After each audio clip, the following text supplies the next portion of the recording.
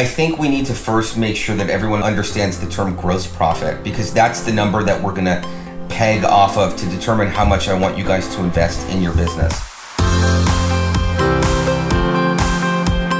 You're listening to Thrive by Design, business, marketing, and lifestyle strategies for your jewelry brand to flourish and thrive. Let's get started. Welcome to the Thrive by Design podcast, episode number 71. This is Tracy Matthews, your host today, and I'm thrilled to be here today to talk about something that I know I never wanted to talk about when I was first starting out in business, and quite frankly, for many years after I started my business. It wasn't until I got really excited about talking about the numbers that I loved talking about financial stuff. And one of the ways that, or one of the reasons why I started to like talking about financial stuff is because I had someone who came into my business and made looking at the finances sort of fun. So a couple of months ago, I was introduced to this guy, Justin Krane, who you're gonna meet on the show today through my friend Clint, who has a really unique approach to financial planning, which I thought was really interesting. I thought it could be just a fun episode to talk about. So I originally brought him in to talk more about budgeting for marketing and budgeting for developing samples. And as you'll see after you listen to the episode, it kind of turned into a whole bunch of other stuff too. And we talk about wine, which is really exciting, so I know you're gonna like it. So today's episode is all about fun financial planning with my friend, Justin Krane, and we're going to talk about how to make financial planning for your jewelry business exciting, fun, hilarious, and maybe enjoy a glass of wine at the same time. We're going to cover a lot of different topics in today's episode, so get out your wine, get out a notepad and a pen, and you're going to understand why I'm talking about the wine in a moment, and take some notes because Justin is awesome, and he's really funny too. So without further ado, we're going to dive into the episode in a moment, but I'd love to first take a word from our sponsor. Today's episode is brought to you by ninadesigns.com. We love Nina Designs over here at Flourish and Thrive Academy and Thrive by Design, and in fact, they're one of our preferred vendors because they are so awesome. And there are a few reasons why we think they're so awesome, which I'll share with you momentarily. The jewelry findings they offer are designed by jewelry designers for jewelry designers. Pretty cool, huh? They carry a wide range of jewelry making supplies, including charms, gems, silk cords, you name it, tons of stuff over there. Make sure you check it out. And they have dedicated the past 30 years to fair trade and sustainability and great business practices. And who doesn't want to work with awesome people, right? And I even like them more because Nina is offering the Flourish and Thrive by Design community a $10 discount off your next order. So in order to grab that, you can go on over to ninadesigns.com, do a little shopping for some supplies, and enter the code THRIVE at checkout. Now remember, this code is only available to use once, so whether you're a new or an existing customer, use the code THRIVE when you check out. Once again, that's ninadesigns.com. Okay, let's dive into fun financial planning for your jewelry business with Justin Krane. Thank you so much for joining us today on Thrive by Design. I'm really excited because I have a very special guest today, Justin Krane. So Justin came in to speak to our mastermind designers a couple of weeks ago, and I had to have him on the show because Justin is a master at teaching creative people like us how to deal with their money. So Justin, thank you so much for coming today. Thank you for being here. I'm really psyched to be with you. We're sitting here in my apartment in New York City in my little living area where I shoot the podcast. It's real life. I don't have a real recording studio. Justin happened to be in New York filming for our MSNBC, and he said, hey, what if I just came over to your apartment and we shot it together? So this is a whole new experience for me. Can you guys feel the energy right now? It's so funny.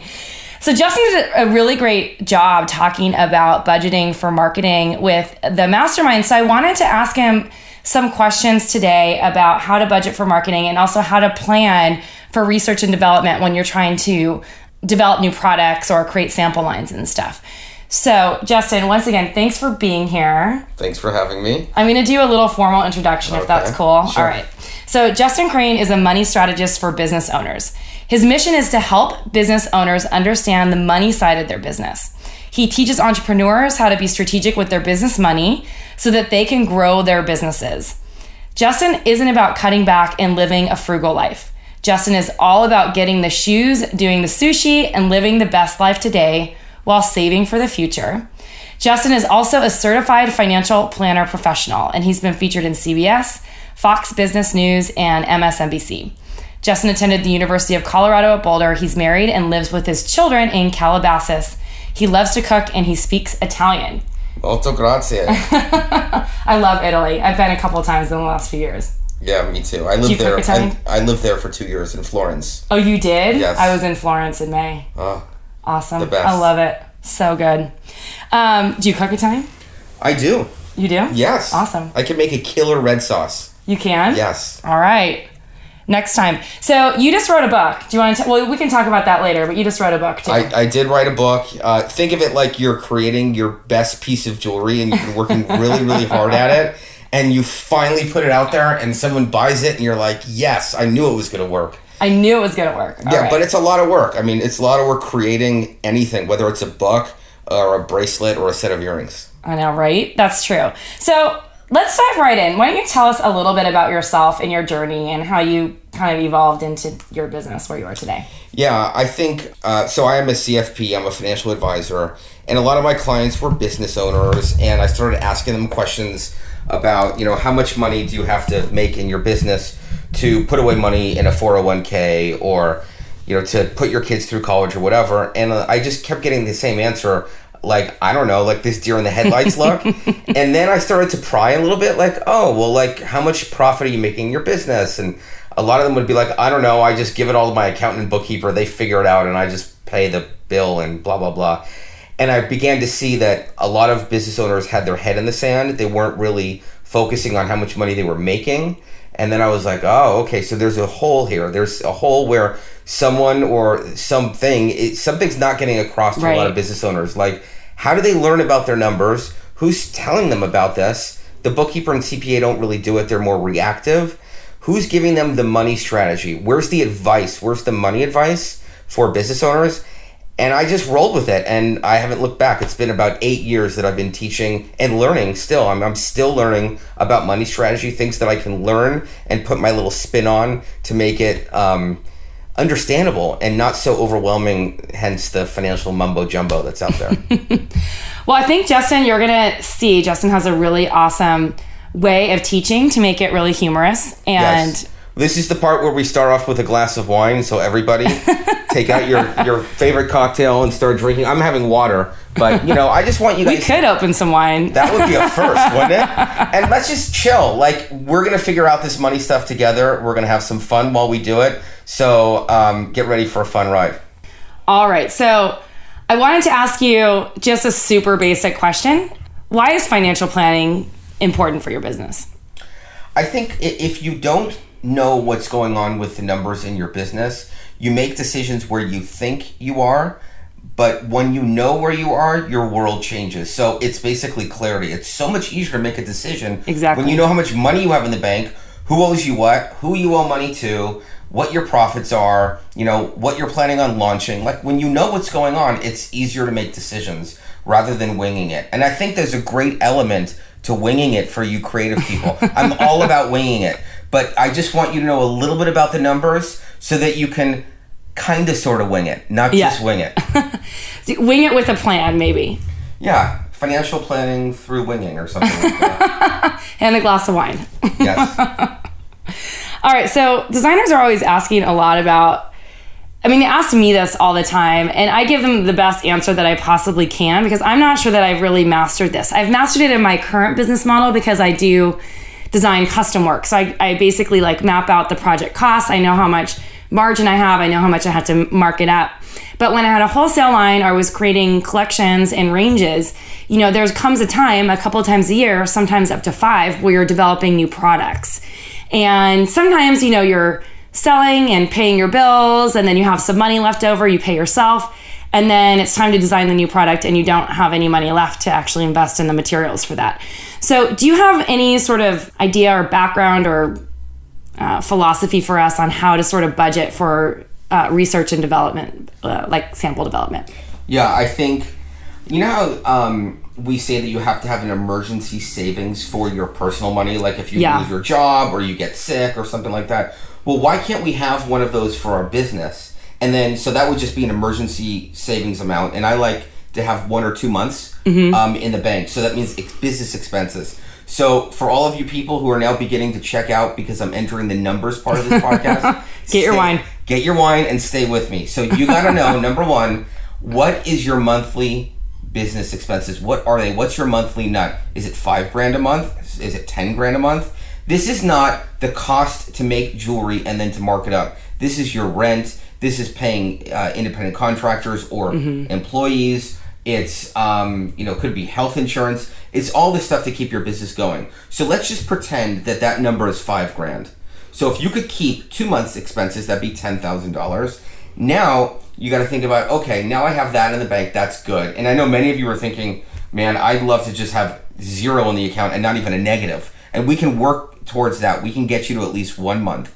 But where I'm going with this is, number one, it's good to have some money in the bank. And number two, you actually have to think and be like, all right, well, how much money am I going to have to invest in this new project to make this new product? Is it $1,000? So you take that amount of money that you think you're going to invest and you just add that to your cash balance. Now you have a padding. Now you can design from a place of strength because you have the money in the bank and you're not poverty thinking where, oh my God, what if this doesn't sell? You're more in this prosperity mode because you have money in the bank. I can't tell you how important it is for business owners to have money in the bank so that they can take the right kind of risks, say no to the things that don't serve them, and then say yes to designing a new line or something like that. Absolutely. So, you could even maybe, I don't know if you think this is a good idea, but have some sort of automatic debit coming out of your account into a business savings account every single month or something to sort of just automatically save.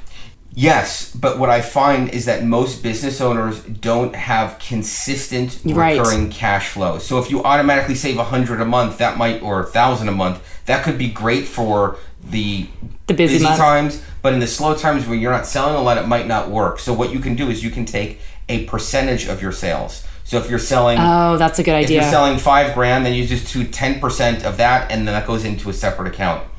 While we're on the subject of automating, what I don't want to have happen for you guys, because I know some of you listening, I'm gonna say this word, and you might need to throw up in a brown paper bag.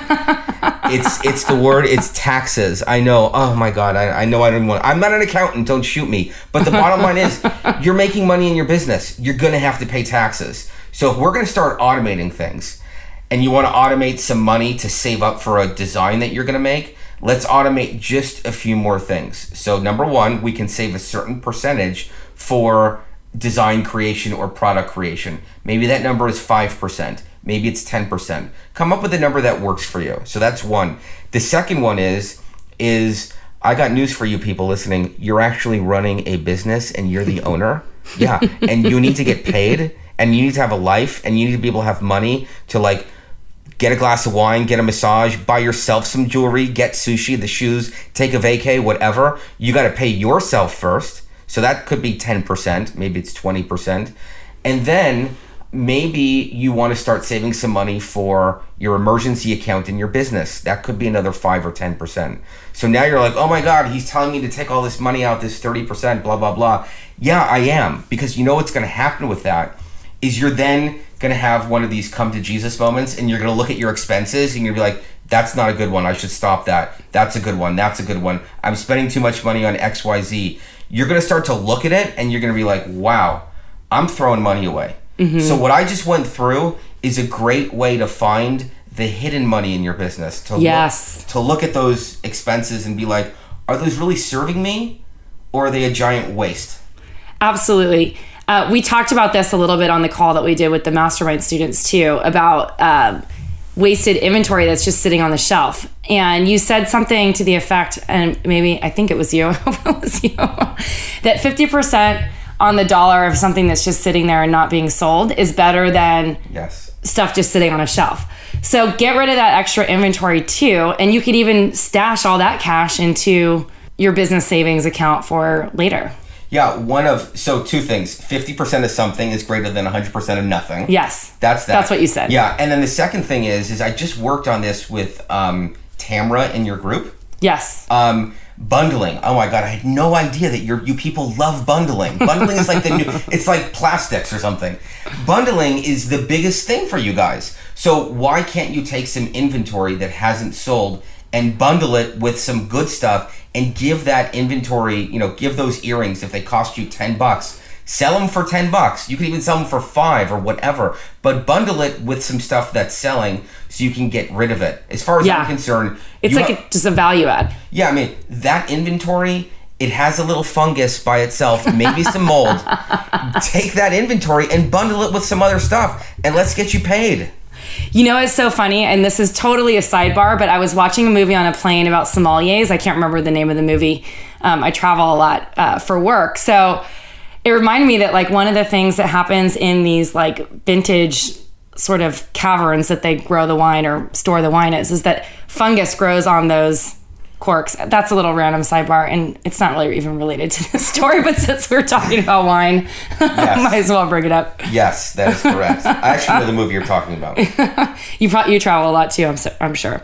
So one of the other things that we spoke about before in the last call was learning how to budget for marketing, because I think this is really important. Like, people want to maybe run Facebook ads or do promoted pins or rich pins or something, and then like, I have no idea like how much to budget for it or how to figure even out that number. So do you want to talk a little bit about that? Yeah, I think we need to first make sure that everyone understands the term gross profit, because that's the number that we're going to peg off of to determine how much I want you guys to invest in your business. So the gross profit is basically the sales, the amount of money that you make from selling something, minus the cost to make what you're selling. So does everyone get that? Mm-hmm. Sales minus cost of goods sold. I think most people should know that. They should know that. I mean, we've taught them that. Yeah. Hopefully they know. If they're new to Flourish and Thrive, go check out some of our trainings about the financials, because that's really important to understand gross profit. Yeah, so now that you know what your gross profit is, and it'll change every month, but you can take an average for the month. So another example, let's just say that you sell $20,000 worth of jewelry, and your cost of goods sold is $8,000, so your gross profit is $12,000. Now, with that $12,000 number, you can take part of that and invest in your business. A number that I like to use, ideally, is 10%. 10% of your gross profit should be reinvested back into your business. Notice I said reinvested, not spent, because I need you guys to make money off of the investment. The money is going to come back. It's going to come back because we're going to get an ROI on it. If it doesn't come back, that's okay. You'll spend or you'll invest some money in that. But I want you to get in the mindset of investing. So if we take 10% of that 12 grand, now we have $1,200 for that month that we can invest in something. Okay, awesome. Cool. Awesome. Yeah. So in investing in, like, any sort of promotion that you want to do, but you said something also too to think about, like, what is going to be that return on investment? Yeah. So there's two important points. Number one, if you can make 3 times your money, that's great. So 3 times. So if you invest $1,200, I want you to make $3,600 in, it could be your sales or it could be gross profit. Either one are fine for me. I like to say gross profit, but if you could just sell $3,600 worth of stuff, that would be great, because the markups for you guys are really, really big, whether it's wholesale or retail. If they're pricing right. Yes, and you have them, because I've seen them, So 3 times is good, but here's the most important thing. This is the part of the show where I'm going to make sure that you are listening and staying with me. If you're like on the treadmill or whatever, can you kick it up a notch? I want you to really burn some sweat when you listen to this. All right, here's the deal. I can't have you guys invest $1,200 and get that money and make that money in like 8 months. I'm sorry, that's way too long. I can't have you put the money out there, invest it, tie it up, and then just wait like a long time. Yeah, I need that money coming back, because that's what cash flow is. This could be why you're having some I call it the complicated cash flow dance. Now, I did not make up that The term. complicated cash flow My dance. designer, I she's like like, it. you need to use that. Okay, I'm using it. Complicated cash flow dance. What's going on is you got to pay a vendor. You got to pay you got to pay your bills on the vendor. You get your inventory. You make something. You invest in it. And next thing you know, you're out that $1,200 and you're trying to sell it to a store or online or whatever, but someone isn't buying for whatever reason. Now that money is tied up, and the next month that comes along, you might want to pay your bills, pay taxes, buy a new car, get a blow dry, whatever it is that you want to do. Blow dry. Yeah. Get your hair blown out. Get your hair blown out. I mean, whatever it is. And then you're stuck with that $1,200 of inventory that isn't selling. So how should you think about this? Number one, you should think about it as, can you make 3 times your money? Will someone buy that? If you think they will, then by all means, go all in.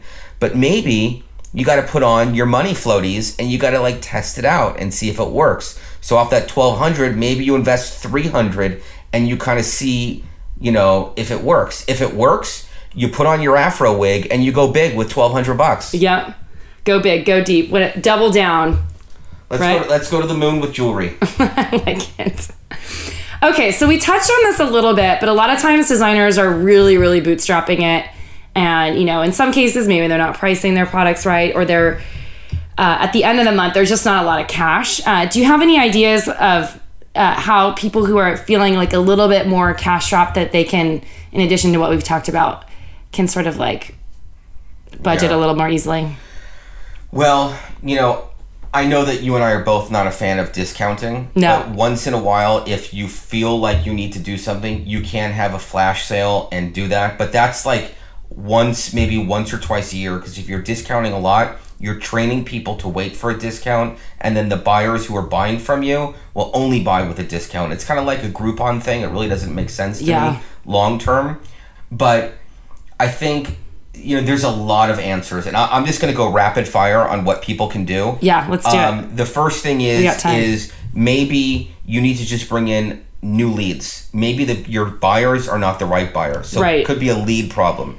The next thing is maybe your offerings are not converting. Maybe what you're pricing, and it's hard to go into that on a podcast, but maybe your pricing and the display of your offer is confusing to the buyer and they don't see the value.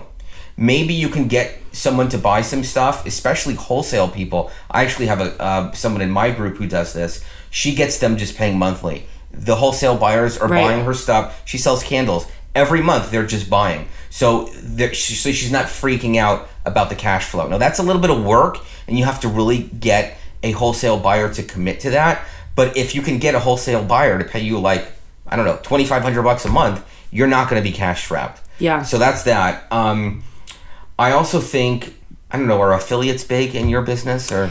They're not huge. It's something that I really want to like dive deeper into. I think that there's a huge opportunity to partner with bloggers and influencers and affiliate partnerships if they're willing to spread the word about your work.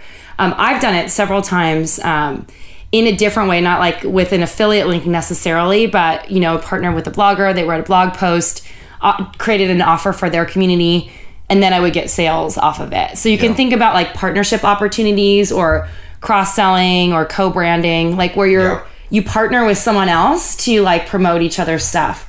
Or even I think creating an offer like, and maybe you even said this, like meet a candle person and then you have jewelry and then you create like a Mother's Day package together and then you're both selling the product to your different audiences, so you're able to sort of expand across different audiences. I also think, Tracy, when a business owner is at that place where they're like really, really cash strapped, there are a lot of reasons that are making a business owner get to that point in time, and I think it's very important that we go back and we look at what are the main causes of that. Because we could do a flash sale or something quick, but in my mind, that's like drug money. Like you're doing that one time and then you're back to square one, rather than having which you're working on with your people is a serious plan. Their messaging is right, their marketing is right, they're working on their business, they're establishing joint venture partners, they're really putting themselves out there.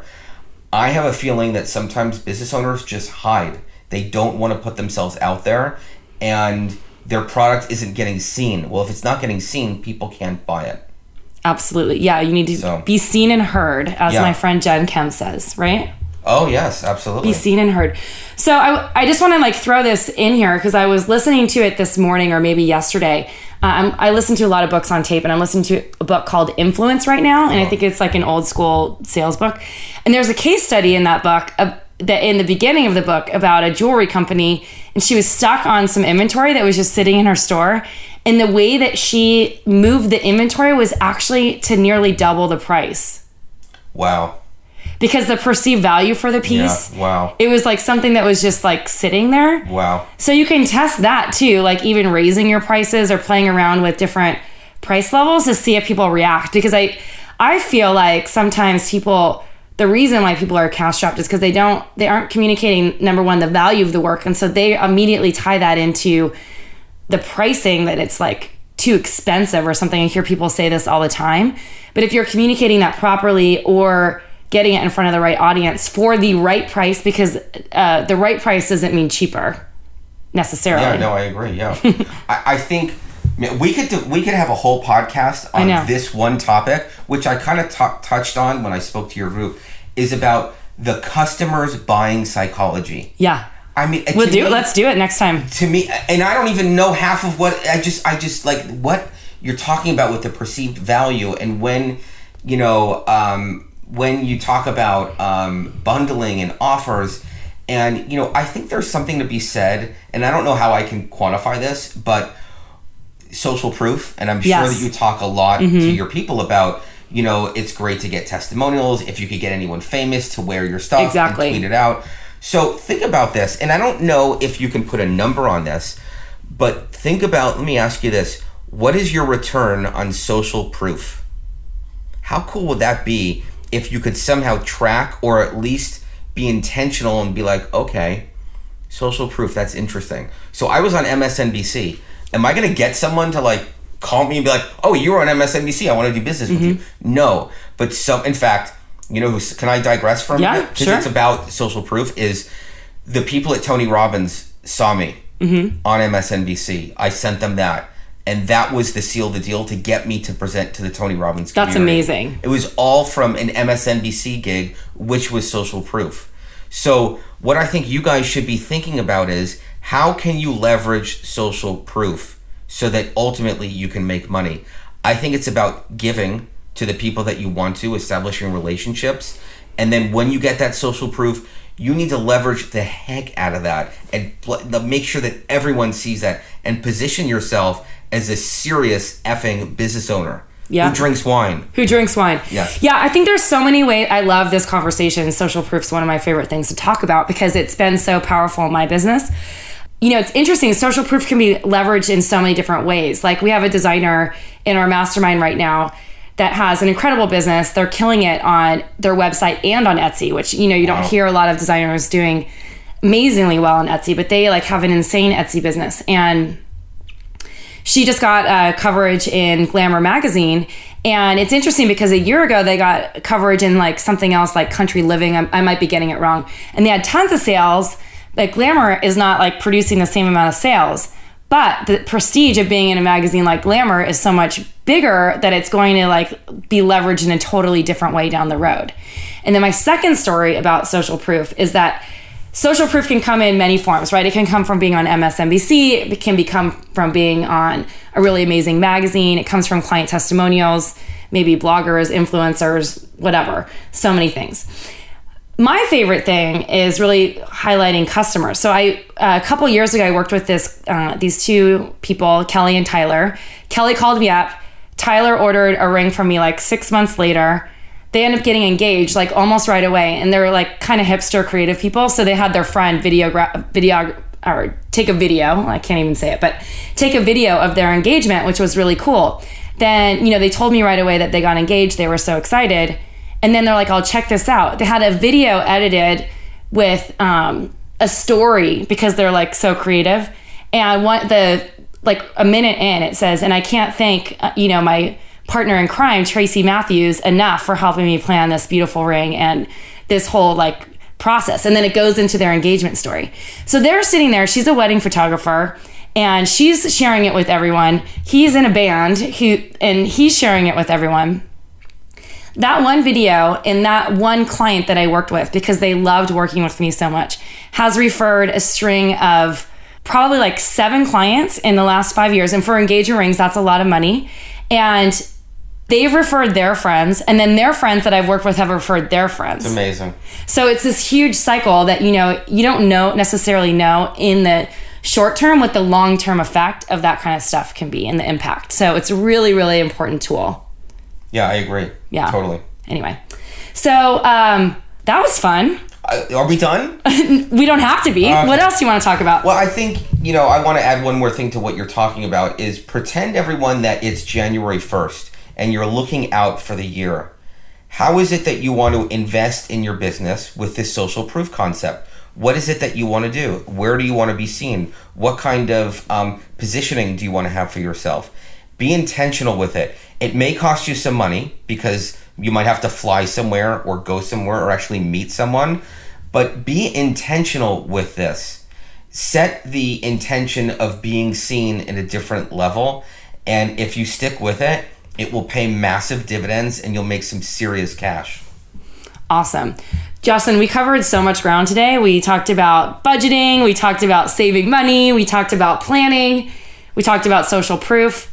This was an awesome episode. Thanks for coming over to my recording studio / apartment. Thank you very much. It's great to see you.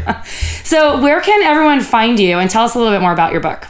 So my book is called Money, You Got This. It's written for people who kind of like have financial ADD. Like, you don't want to read a whole money book because you're never going to read that. You're going to have a glass of wine and read 2 pages and put it down. So I wrote these short stories that are literally 2 pages. You can read 2 pages, put it down, take a nap, wake up, read another page, put it down for a year, like grow your hair out, whatever it is, and read it again. It's a really funny book. It's just short stories that gives you key money lessons.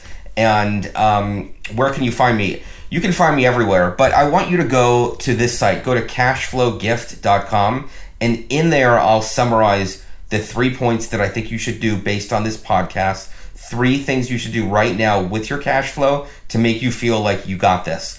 Cashflowgift.com. Awesome. And remind us the name of your book, because I'm not sure that you said it. The name of my book is called Money, You Got This. Money, You Got This by Justin Krane. You guys, I took a little peek inside and it's really funny. You're going to love it. And who doesn't want it to be finances to be funny? There's no better way to learn, right? For sure. All right. Thanks for being here. Thanks again. Thanks so much for listening to the episode today. What an awesome show. Justin is hilarious. Make sure you go grab his book. You can check out all the things that we spoke about over on the show notes over at flourishthriveacademy.com/episode 71. That's flourishthriveacademy.com/episode 71. Now, if you like this episode and you're loving our podcast, you know what I'd really love for you to do? I'd love for you to share it with your friends in the jewelry business. In fact, even if you have another friend in a product-based business or a friend who's a maker who might not be doing jewelry, please share it with them, because we'd really love to spread the word about the show and get the message out that the business of being a creative doesn't have to be dodgy. It can be super fun at the same time. Thank you so much for listening today. Until next time, this is Tracy Matthews signing off.